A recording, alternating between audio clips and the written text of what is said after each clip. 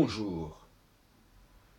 Je voudrais parler de l'amour, puisque c'est le grand thème de ces derniers jours, la chaîne d'amour en quelque sorte. Dieu aime le peuple hébreu, il en fait son peuple élu, et on ne sait pas s'il n'a pas aimé avant d'autres peuples, tout comme un homme peut aimer d'autres femmes avant de choisir telle femme. Ça reste un problème. Quand on a une anthropologie de l'amour, on peut se poser ce genre de questions au niveau de la vraisemblance, parce que l'anthropologie, c'est ce qui nous permet d'avoir une certaine vraisemblance de ce qui est possible ou pas. Donc Dieu aime le peuple hébreu, mais plus largement, Dieu aime l'homme masculin, j'entends, il aime Adam. Adam aime la femme, et la femme aime son ou ses enfants. Voilà ce que j'appelle la chaîne amoureuse. C'est-à-dire qu'il n'y a jamais de symétrie. Il y a toujours un stimulus-réponse, en quelque sorte. Dieu n'a pas à être aimé par l'homme. L'homme n'a pas à être aimé par la femme. Et la femme n'a pas à être aimée par ses enfants. Et on le dit souvent, c'est un amour inconditionnel. C'est un amour qui n'exige pas de contrepartie. Dans ces cas-là, l'être aimé est dans le domaine du reflet, en quelque sorte. En ce sens-là, il est lunaire. Même si par ailleurs j'ai dit que la lune était un élément masculin, dans d'autres causeries, parce qu'elle est dans le mouvement. Tout comme Vénus est plus rapide que Mars, la Lune est plus rapide que le Soleil. Ce sont des éléments, c'est vrai que la Lune et Vénus sont des éléments masculins. Mais il n'empêche que la Lune, ici, est aussi perçue comme un reflet. Et l'être aimé, il est dans le reflet.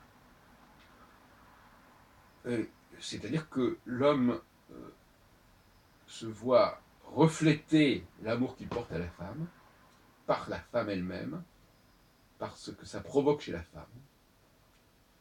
L'enfant aimé par sa mère, dire pourquoi pas par son père, c'est comme ça, c'est la chaîne qui le veut ainsi, reflète cet amour de la mère pour lui,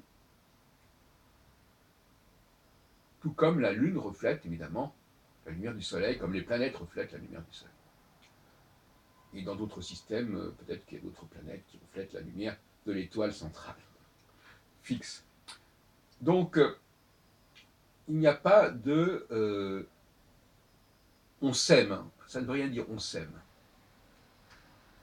Il y a j'accepte ton amour, j'accepte d'être aimé par toi, je reconnais que tu as le droit de m'aimer. Je te donne le droit de m'aimer. Voilà ce que la femme dit à l'homme, et quelque part, voilà ce que les enfants disent à leurs parents. Vous voulez m'aimer? Oui, d'accord, je suis d'accord pour que vous m'aimiez. Je m'ouvre à votre amour. Je m'ouvre. Donc je m'ouvre à la pénétration de votre amour. L'amour est pénétrant, comme le sexe masculin est pénétrant, comme le verbe est pénétrant. C'est un triptyque.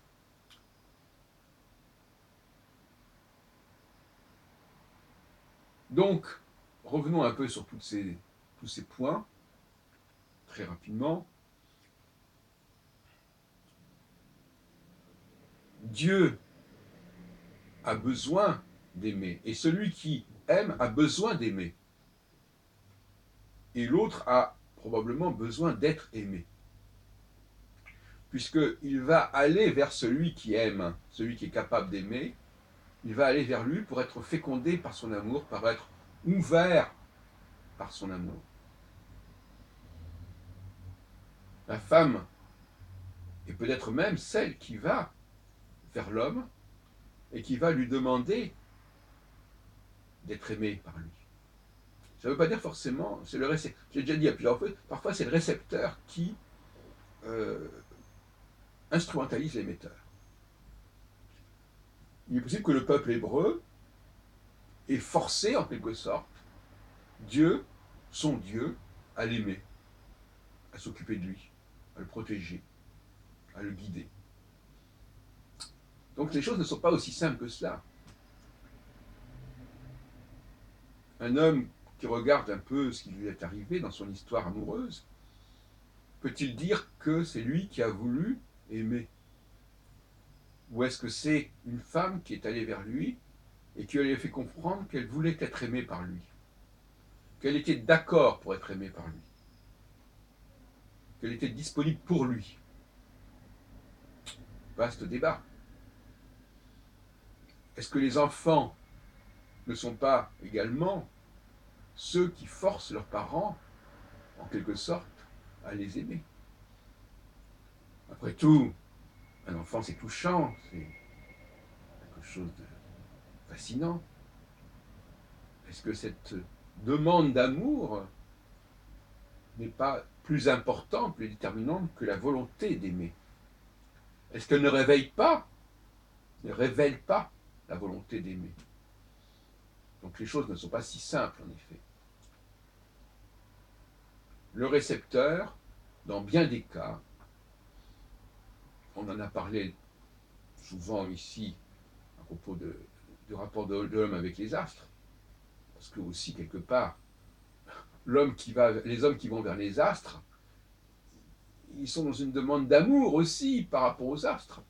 Ils veulent être aimés par les astres. Ils veulent faire sens pour les astres. Ils veulent signifier pour les astres. Et donc, quelque part, ils les forcent à émettre et à aimer. Ils les forcent à... Ils leur font dire des choses du fait de leur propre attente, du fait de leur propre quête. Oui. Et quelque part, l'être aimé, il fixe les règles de cet amour. Il filtre les règles de cet amour. Il filtre cet amour. Il ne le prend pas forcément de façon brute. Il le retravaille. Il l'affine, il le toilette.